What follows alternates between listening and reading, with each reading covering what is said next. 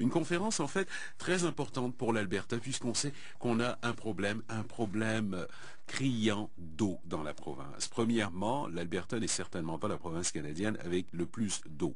Bien loin de là, et d'autant plus que maintenant on a un problème de salubrité de cette eau-là, de l'eau qui sert notamment à l'industrie des sables bitumineux, et d'ailleurs Sabrina nous en parlait un peu plus tôt du fait que là beaucoup de gens s'inquiètent maintenant de la qualité de l'eau et surtout de l'eau potable en Alberta. Alors plusieurs intervenants, scientifiques, membres du gouvernement, des municipalités vont participer à cette conférence-là, et notamment Simon Bouchard, c'est un ingénieur chez H2O Innovation, une compagnie, une jeune compagnie en fait, mais une compagnie aussi qui a des bureaux aussi à Calgary. Il est notre invité ce matin. Bonjour Monsieur Bouchard. Bon matin. Monsieur Bouchard, alors vous allez participer à cette rencontre de Calgary qui est importante, et il faut noter que dans le cas de H2O, c'est que vous vendez des usines de traitement d'eau et vous avez mis en place un système pour purifier l'eau usée par divers contaminants et les polluants, dont le pétrole aussi entre autres. C'est quelque chose qui fonctionne, ça ces temps-ci en Alberta entre autres?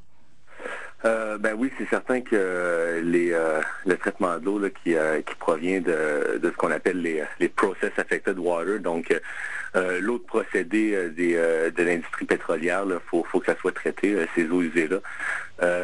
C'est des technologies qui sont pas nécessairement propriétaires, c'est des technologies qui existent depuis quelques années. H2O Innovation est une des compagnies qui fabrique ce genre de système-là. Alors, dites-moi, juste pour nous faire une petite explication rapide, si vous êtes capable de nous vulgariser très sommairement pour nous qui ne sommes pas scientifiques, ça fonctionne comment exactement? Ben, le traitement d'eau, il y a plusieurs façons d'y arriver. Si on prend, par exemple, ce qui se faisait il y a 10 ou 20 ans, c'est des technologies qui étaient plus conventionnelles. Ce qu'on faisait, c'est on mettait dans l'eau, ben on le fait encore, dans le fond, les technologies conventionnelles existent encore, mais on met dans l'eau des produits chimiques qui vont arriver à conditionner l'eau pour ensuite la filtrer soit sur du sable ou d'autres médias pour donner de l'eau potable. Les nouvelles technologies avec lesquelles H2O Innovation travaille s'appellent la filtration membranaire. Pour vulgariser ça assez simplement, c'est exactement comme un filtre à café. Donc, l'eau avec le café serait l'eau qui provient, par exemple, de la nature. Et avec un filtre, on arrive à retirer les matières qui sont dans l'eau pour donner un produit, une eau qui est purifiée. Alors, c'est compliqué, là vous me l'avez vraiment simplifié, d'après ce que je peux bien comprendre en termes d'explication, mais est-ce que c'est un procédé qui est coûteux et en termes justement de mise en place de telles usines dans des régions, par exemple, on pense tous à Fort McMurray quand on parle de qualité de l'eau, est-ce que ce serait coûteux d'installer un système comme ça là?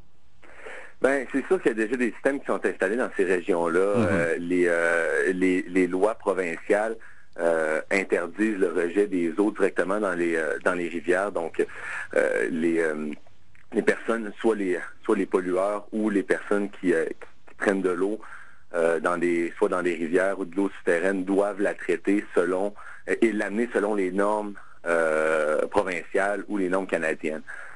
Pour amener cette eau-là aux normes provinciales ou aux normes canadiennes, c'est certain qu'il y a des coûts rattachés à ça. Je crois que la population en général connaît assez peu le coût de l'eau, comme je pourrais dire. Ça coûte très, très cher produire de l'eau potable. Puis c'est pour ça qu'il faut essayer de la préserver le plus possible. Les coûts de l'eau vont surtout dépendre de la qualité de l'eau brute qu'on va prendre pour traiter. On essaie souvent de trouver de l'eau souterraine parce que l'eau souterraine est déjà filtrée par la nature. Si on prend des eaux de surface qui sont polluées, par exemple, par différentes industries, ben là, les traitements vont être plus coûteux et plus exhaustifs. Alors, si je vous comprends bien, mieux vaut éviter de polluer notre eau au départ pour être capable de la boire. C'est ça. Eh bien, assez simple comme raisonnement, mais ô combien juste d'ailleurs. Simon Bouchard, ça a été un plaisir de discuter avec vous. À bientôt. Ça m'a fait plaisir. Simon Bouchard, ingénieur chez H2O Innovation, donc de passage dans la région, pour cette conférence qui se déroule à Edmonton.